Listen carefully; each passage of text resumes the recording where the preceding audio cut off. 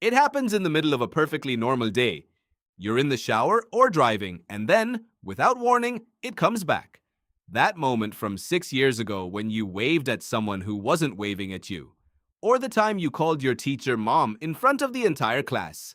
Your brain replays it in perfect detail. Every face, every awful second. Completely uninvited. Why does your brain do this? Why can it hold a 3-second blunder from a decade ago in crystal clarity, but can barely remember what you ate for lunch on Tuesday? The answer isn't a glitch. It's a survival system. Your brain has a small almond-shaped structure called the amygdala. It's your emotional intensity dial. The more emotionally charged a moment is, fear, shame, shock, the louder the amygdala signals the rest of the brain to hold on, to remember. Neuroscientist Joseph Ledoux described it as the brain's alarm system for emotionally significant events. When it fires, it triggers a surge of hormones that sharpen memory encoding. The moment doesn't just get stored, it gets burned in. And embarrassment is one of the most emotionally intense experiences a social creature can have. It's not just awkwardness. It's a public gap between who you wanted to appear to be and who you appeared to be.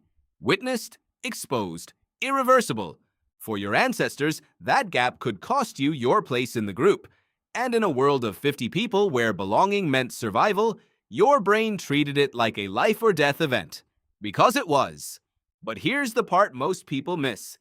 Every time that memory surfaces and you cringe, every time you flinch in the shower, you are physically strengthening it.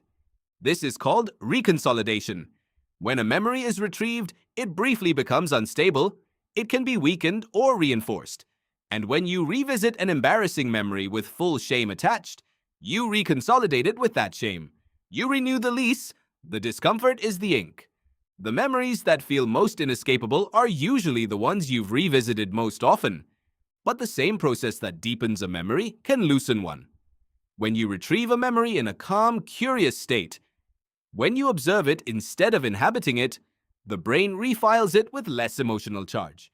You don't erase the event. You update the tag. Over time, it loses its grip. And here's something else that helps.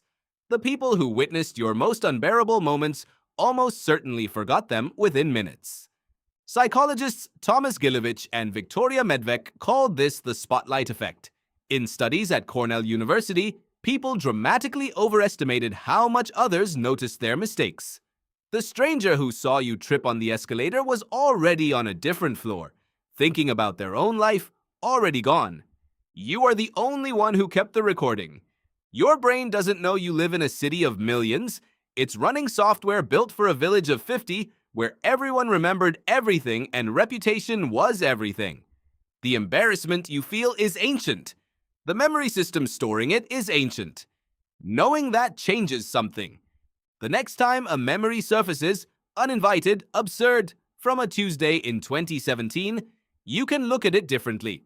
Not as your brain torturing you, but as an old alarm doing exactly what it was built to do, trying to protect a version of you that no longer needs protecting in quite that way.